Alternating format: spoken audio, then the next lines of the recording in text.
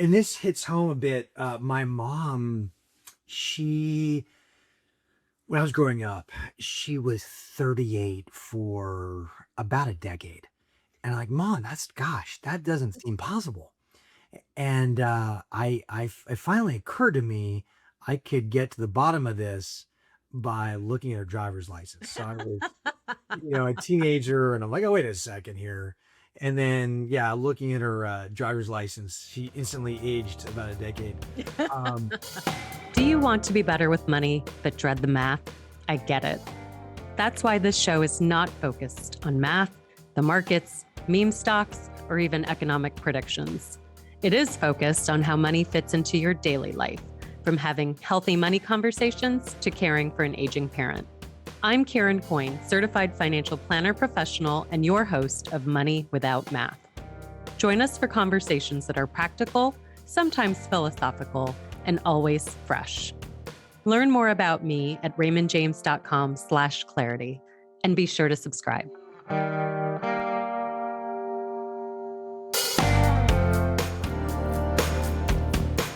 Today, we are exploring place planning, the research-based practice of helping people choose the right environments to support health, longevity, financial well-being, and overall life satisfaction. We'll discuss why where you live is one of the most underestimated drivers of long-term financial and personal outcomes, and how intentional place choices can function as a form of wealth building separate from your other numbers. Our guest today is Ryan Frederick. He's the founder and CEO of Here and creator of the Place Planning Framework, helping people identify the right place for each stage of life. He's the author of Right Place, Right Time, the ultimate guide to choosing a home for the second half of life. Welcome, Ryan. Thanks, Karen. Delighted to be here. Yes, so good to have you. We've had a number of your colleagues from the Stanford Center of Longevity here recently, and there's definitely some intersection with place planning, longevity, financial planning. So really looking forward to this. Yeah, no, I'm excited. You and I were having a conversation about how place might seem obvious and even place planning might seem obvious, yet I really never heard the term place planning before we met. So, can you give us a little bit of context as to how and why place matters more than many of us might realize? Yeah, and I would say, Karen, I stumbled into this conclusion. As you mentioned, wrote a book several years ago, and I've been in this world of place and health for 2 decades, primarily on the real estate investment and development side, focused on housing and options for people in the second half of life. And then friends of mine were like, Ryan, you know so much about this. Write a book, write a book. And that was not part of my master plan. I majored in engineering in college to avoid reading and writing. So you just never know how these stories end up. But I sat down and I'd been writing a blog for several years before related to a development in the DC area, more of an innovative housing development. And wrote the book and then realized it's one thing to have a blog of 800 words or so. It's another thing to have a book of 40,000 words, where then you start to think more deeply about that subject matter. And Karen, as I got more into it, realize, wait a second, we don't, we have agency, but oftentimes I think we underestimate how much our environment just shapes us. Like we don't shape place, like place shapes us. Mm, We were talking earlier, Karen, about how do you enjoy playing tennis? Well, certain places allow tennis to happen more easily than others, right. for example. And so there can be a desire of what you want your life to look like, and then place can either help or prevent that. On the other hand, you can look at a spot, a given place, and if you're going to probabilistically start absorbing the habits of that culture.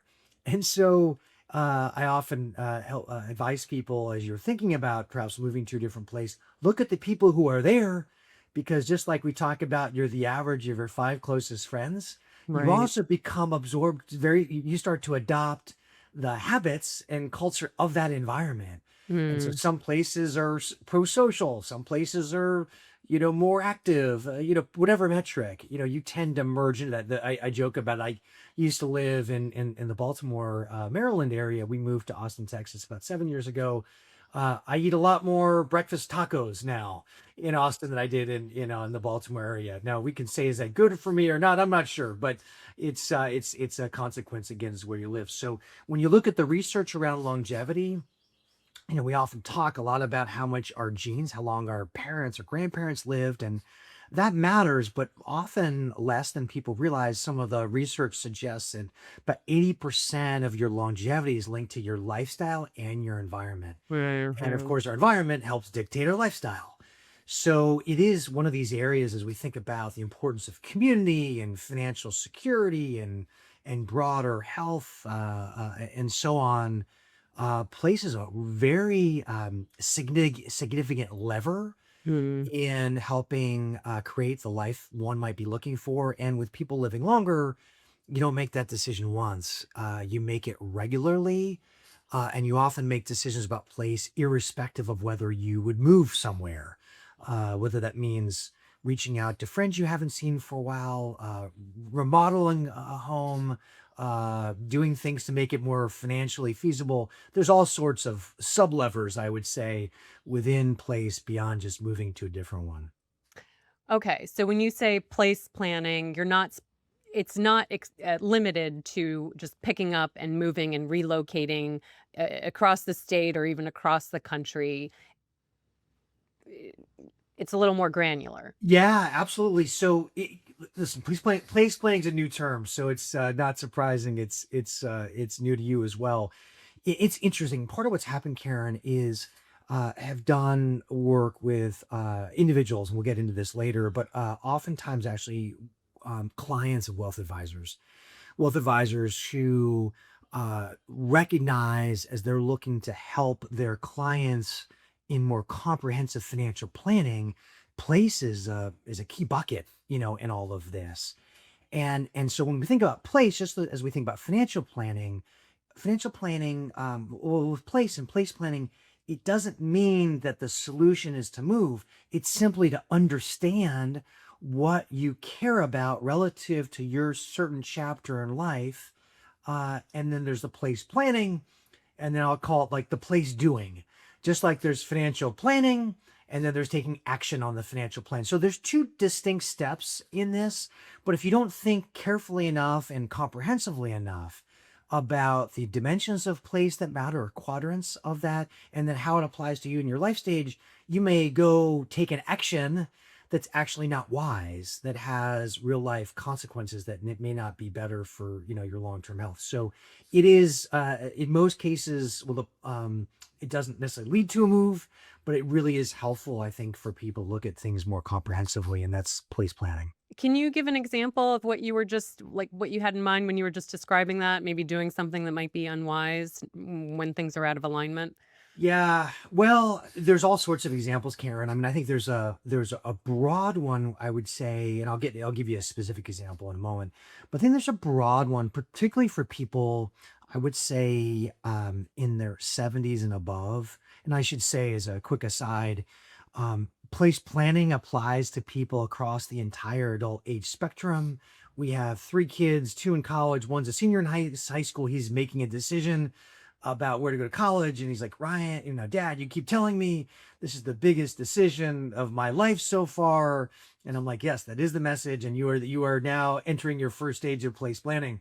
So that decision, where your first job, settle down, et cetera, through where to retire or pre-retirement, and so on. So but that process of really, I find that the process of really rolling your sleeves up tends to be of greatest interest for people who are 50 and older. Mm. When I think about people more in their 70s above, Karen, a common refrain people have is, I plan to age in place. And there's preference for that. But it's one thing to like say you're going to age in place. It's a different thing to actually have a plan to support that. In fact, University of Michigan has some interesting data on this. They suggest about 90% of people have a preference for aging in place, yet less than 15% have done anything to actually make that feasible. And our housing stock, less than 4% of the housing stock has been designed in such a way that people with some limited mobility issues actually will work for them. So there's a misalignment there too. So in broad strokes, I find that people say they perhaps want to age in place, but they're not set up for that to actually really work. So they may think they have a plan, but they don't. And in some ways, that's the riskiest of all, thinking you're set up, but you're not. More specifically, I'll give you a kind of a funny example. We live in Austin, Texas, as I mentioned earlier. We've got some acquaintances in their 50s who they were empty nesters, although I prefer the term free bird. So more positive. Uh, and so their kids are gone. They're like, okay, we're going to move from this older suburban home in the 80s and we're going to be the cool kids downtown. So they went and bought a condo downtown, about 1,500 square feet, maybe a little bit less. And for the first, and they had to sell all their furniture to kind of go do that because their old furniture wasn't going to work with a new hip location. He was, what was a lawyer, walked to his offices.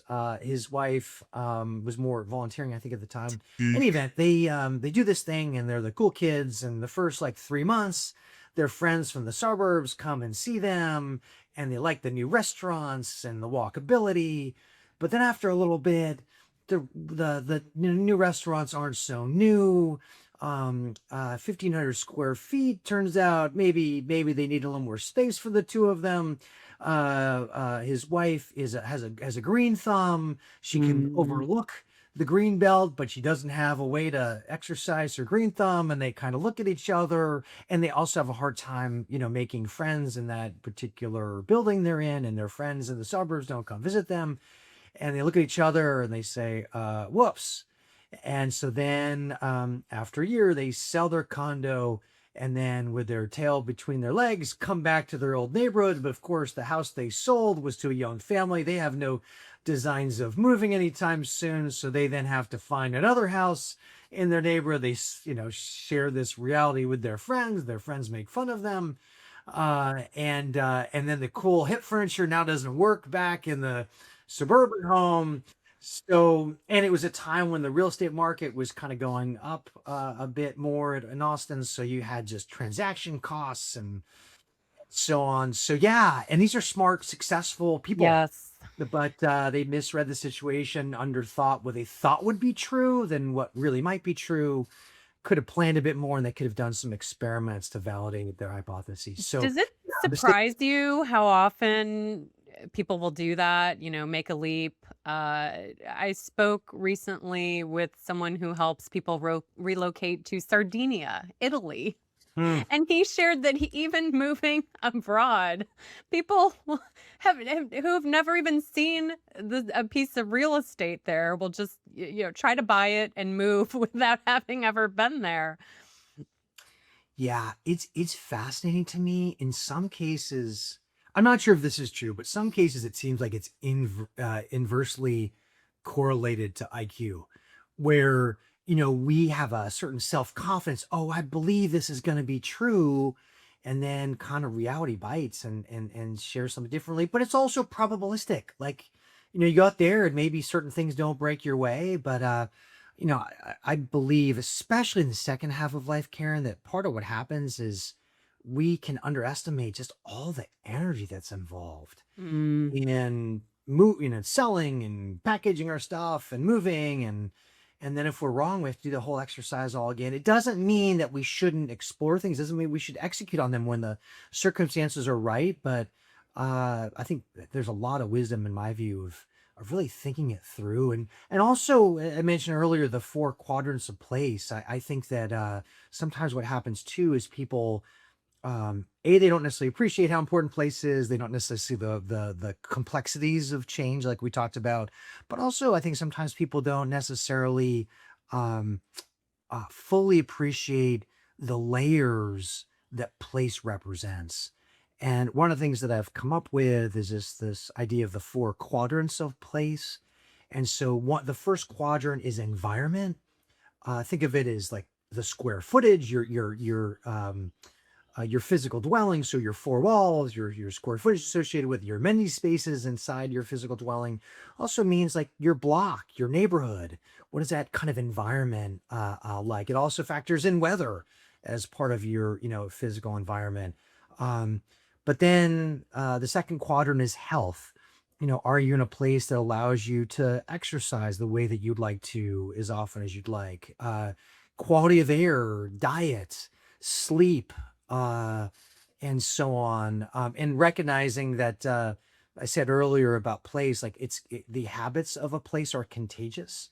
So if your, friends are active, you're more likely to be active. Your friends are, not active, you're less likely to be active. So again, that cultural dimension of health is at a value. Again, related to what's important to you. And then the third quadrant is community. In what way does where you live facilitate social connection? Closer friendships, more peripheral relationships. They say there's value in a sense of belonging if you know the name of your checkout clerk at the local grocery store, and vice versa if they know your name. Smaller Mhm. things. It's not just your best friends forever. And I think a very important dimension in today's world where it's harder, it feels like, to connect and maintain relationships. And then the fourth one is finances. So in what way does your place help support financial well-being the way you're looking for it? I should mention that sometimes I think our society gets focused on too much so on the asset value of a Yeah. home if you own your home. But if you look at the fully loaded cost associated with real estate taxes and maintenance, and so on. Sometimes that's a bigger number than people realize. And then also where you live is a key driver in your overall cost of living. On the other hand, sometimes people that solve too much for tax policy and cost of living may find themselves in a spot where that's not necessarily an area that's growing, or if you're still in the midst of your working career, there actually may be some more limited working employment options than there might be in higher cost areas. So there's complexity in that. But the four areas I mentioned is environment, health, community, and finances. And if you're off in any one of those areas, Karen, that can be enough to to decide to just roll your sleeves up a bit more. And what can I do to either improve that place where I am, which is most common, or consider moving elsewhere where there can be better alignment. Okay. So this is interesting because recently Bradley Sherman was a guest on the show and Yes. addressed some Yes. of the things that you just mentioned. And as you may know, just recently released that index, The the prosperity prosperity index. Yeah. index. So there's a lot of overlap with the work that you're each doing. Uh, but so what I'm hearing is choosing the right place is uh, taking into consideration for a lot of people looking beyond traditionally maybe the financial aspects of the tax base, the affordability, which certainly is important, but to also include considerations like social health, community, which we know are increasingly linked to longevity outcomes. Yes. You mentioned health and, of course, environment. And again, environment, everything from air quality to, am I going to be able to do my favorite activities? Am I going to be able to play tennis out here in the mountains? Or That's right. are there zero leagues that exist out here? That's right. Well, yeah, and I think so. There's this broader part of what we're talking about is this broader appreciation for the power of place, and Bradley, uh, I love what he's doing with the prosperity index to create another measure to think about this. I think part of what's important though in this is that um, ultimately the rubric to find and then make the most of a place that you're in is highly personal. Mm, We both happen to like tennis, but for a non-tennis player, they may think about certain attributes differently than we might as we think about place. And of course, we have unique dimensions around family or close friends and where they live. And how we want to be closer to them potentially. And there's different life stages. We go back to the health quadrant. In a certain stage, I find typically people in their mid 60s and above, like healthcare becomes something that's really on people's minds. So, where is there high quality healthcare specialists and so on. A friend of mine, his dad's in his early 80s. He says all of his favorite, the people he sees most, his closest friends, it seems, they all end with the name of ologist. So these are, again, whatever your rubric is, it also is linked to life stage, in this. So it's highly personal. And part of what's evolved, Karen, in place planning is there's this broader awareness of place planning that everyone is doing or not doing, intentionally or not. But part of what's happened is basically created a process for people where it's not necessarily boiling the ocean really in 4 sessions a month. Call it is typically how it is. There's a videos, online workbook facilitated, and you get a plan. Just like you get a customized financial plan, get a customized place plan, and that's a way for people where this is kind of on their radar screen. We recently did some work with a larger RIA, their office in DC, and we asked people afterwards, like, how does this fit into how they think about the world? And overwhelmingly, people said this isn't separate than financial planning. This is part of comprehensive financial planning. Is Right. really thinking about this place and in more nuanced ways. Yes. Well, and especially, you and I had a conversation a while ago about Stanford Center on Longevity and how uh, increasingly financial planning is longevity planning. That's right. It's really, it's not retirement, which traditionally I feel like financial planning has been very anchored to retirement, for better or for worse, but it's expanding. It's expanding now to longevity. And so place is really inseparable from that, especially when some of these stories that you shared, it's funny, I was thinking the same thing. I was thinking for folks who are successful, maybe they are overconfident, and that's what leads them to make these decisions Mhm. very confidently without giving it maybe the additional thought that it requires. But also, there's this additional nuance that you wrote about, or that I saw on one of your blogs about. We tend to think of ourselves as younger than we actually are. And I thought that was a great point you made to it's great to feel young, but we want to think and plan. Uh, we need to consider our actual age, or what it will be in the coming years. Yeah, well, and this hits home a bit. My mom, she, when I was growing up, she was 38 for about a decade. And I'm like, Mom, gosh, that doesn't seem possible. And it finally occurred to me I could get to the bottom of this by looking at her driver's license. So I was, a teenager, and I'm like, oh, wait a second here. And then, yeah, looking at her driver's license, she instantly aged about a decade. Um, so my mom's a great example of some of this, but we all are. There's in some of the preliminary, just high level research I did for the blog. I found that there's a certain percentage of people that they stay in their minds, they stay in their mid 40s forever. On average, we perceive ourselves about 20% younger than we actually are, which the research actually talks about. That's a good thing, Yeah. because if we are ageist to ourselves, if we take some of these ideas of what does it mean to be 50, 60, 80, whatever, and we place that on ourselves, we can think more in terms of limitations than possibilities. And there's some great research, like Becca Levy is the researcher's name, which has shown this impact. If we think of ourselves as younger, we are more likely to make good decisions for our long-term health, Mm, day to day. On the other hand, if we see ourselves and all of our planning is younger than we really are, we don't see the risks that are in front of us, yes. and we're likely to make some decisions or not make decisions that would be in our best kind of long-term health. I had a conversation with my dad recently. My parents are now in their early 80s, and my dad's health has been off and on. He had heart surgery recently. We have I have a younger sister who lives in Australia, and my dad was saying, Yeah, well, I think I probably have another like 8 trips to Australia.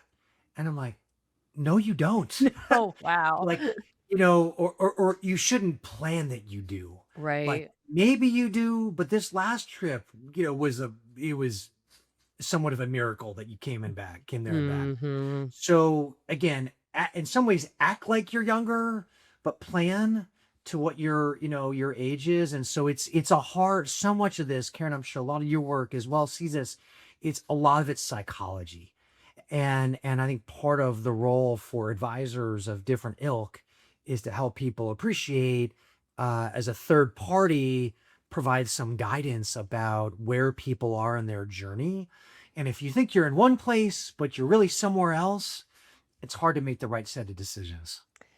Yeah. So, you shared with me a story a while ago about a woman that you worked with who initially thought she was just going to have to up and move, relocate, but it ended up that she was in the right place. She just needed to get out, put herself out there a little bit more. And so she started doing Sunday brunches and other things just to get more integrated.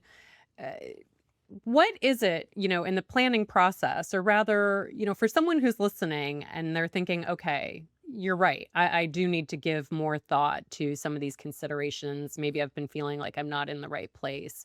What's what's the first step that you recommend? And I should say for financial advisors, how can we incorporate this into the conversation as well? And then for someone who's listening that might be thinking, what do I need to do? Where should I start? Yeah. Well, the story you reference is a fascinating one. So this is a woman in her early 50s in the mid-Atlantic area, and she was a relatively recent widow. Her husband passed away about 3 years ago. Her youngest is a senior in high school, and for a variety of different reasons, her mom is in the general metropolitan area, but kind of a long drive, her long commute. And she said, "Does a larger house? Like I shouldn't be where I am. What's the right place to go?" But there was this very significant psychological dimension, which is for home. The associations naturally were very strong with her husband, her late husband, Mm, and so the process, a part of what we do is help people really unpack what's important to them, what are their constraints and preferences. We encourage in the process um, thinking through multiple scenarios so then you can compare them against each other. So she was fascinating because she was convinced on the front end that she was going to move. She had a couple ideas going in, but then, upon further reflection and some experimentation, she realized that she could make her current place be a great place for her next chapter. She just had to reimagine what it could be. mm, So, as you described, she said, "Wait a second, I need to." The community piece had changed based on these life circumstances. She said, "Wait, what if I reached out to some older friends and newer friends, and I just got in this habit of Sunday brunches? mm, What if I joined a not-for-profit as a volunteer in a more deliberate way for something I care about, also, meet other people?"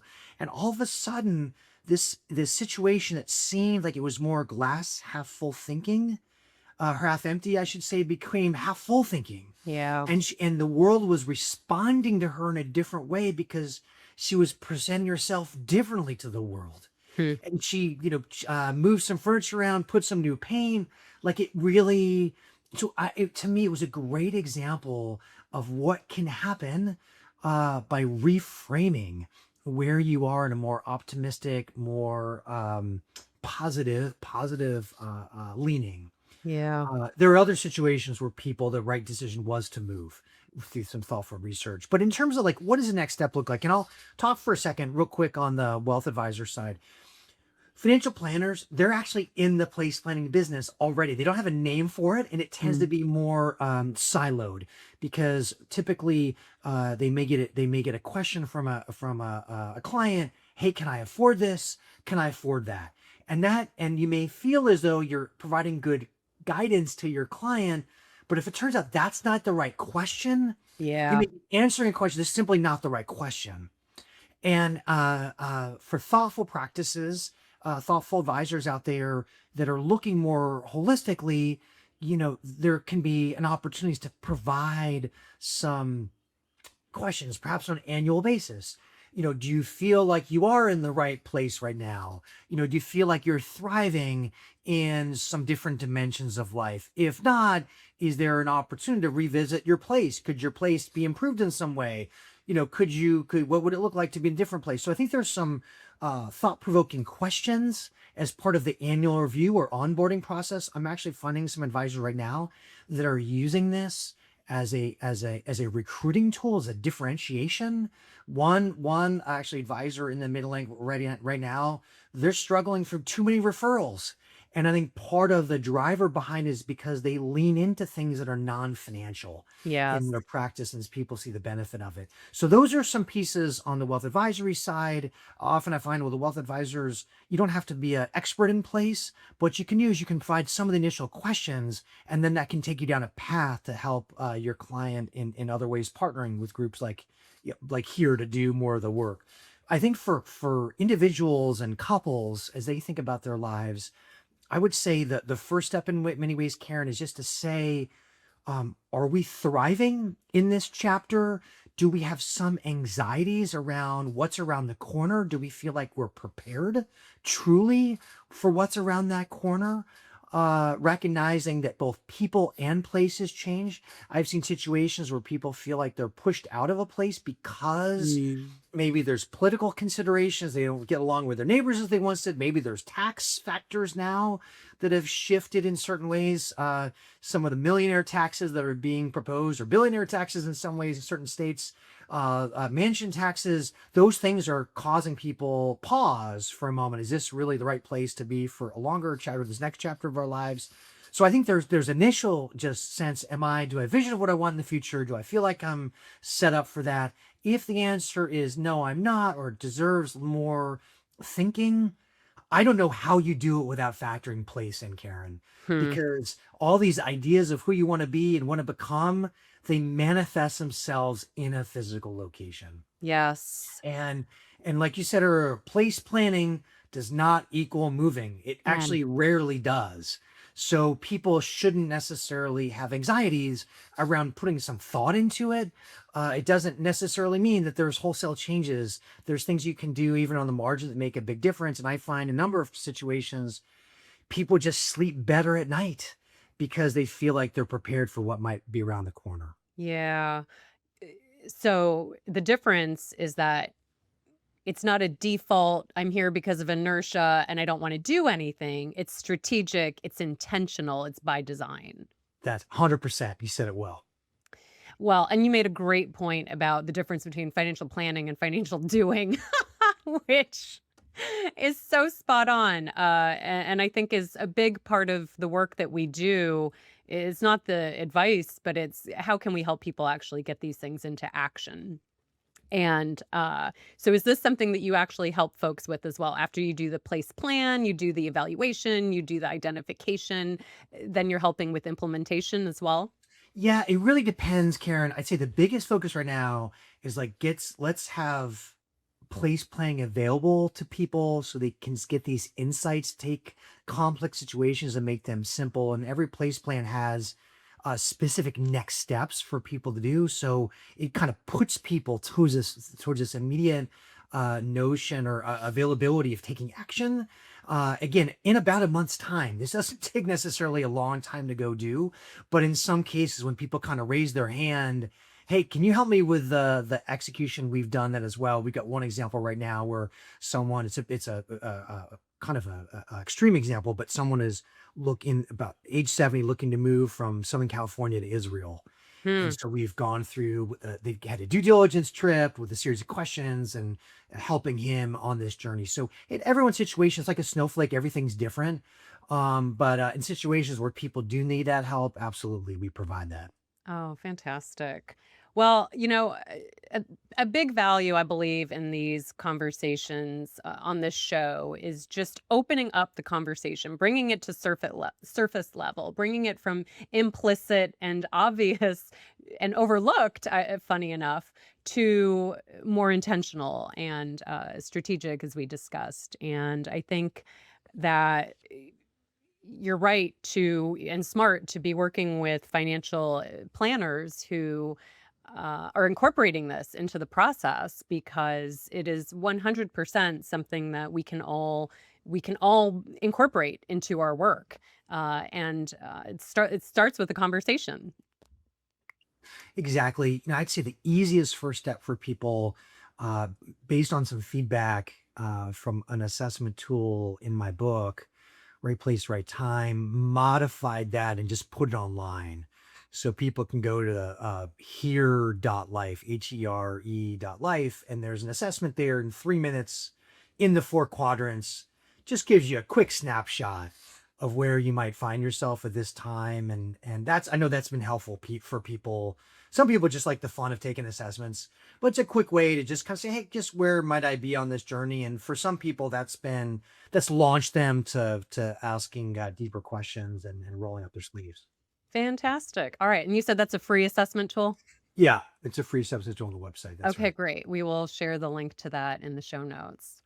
So, Ryan, thank you so much for joining us today and helping us understand a little bit more about what place planning is, and helping us understand that it doesn't mean that we have to move. That's right. And I think you summed it up perfectly earlier, Karen. It's just moving from this decision from what might feel like a default to being intentional. Hmm. And as we mentioned, this trend towards longevity with people living longer lives, these decisions, just like our investment decisions, have a compound impact. So the right place earlier and the compound impact, it has a real consequence for people's lives. And that's what's been so fun about collaborating with people on this work. Wonderful. Well, hopefully we'll get to do it some more. So, Love to. yep. Thanks again, Ryan. So much Thanks, fun. man. Fantastic. Thanks again for listening. Please follow us on Spotify if you're not already, so you don't miss any future episodes.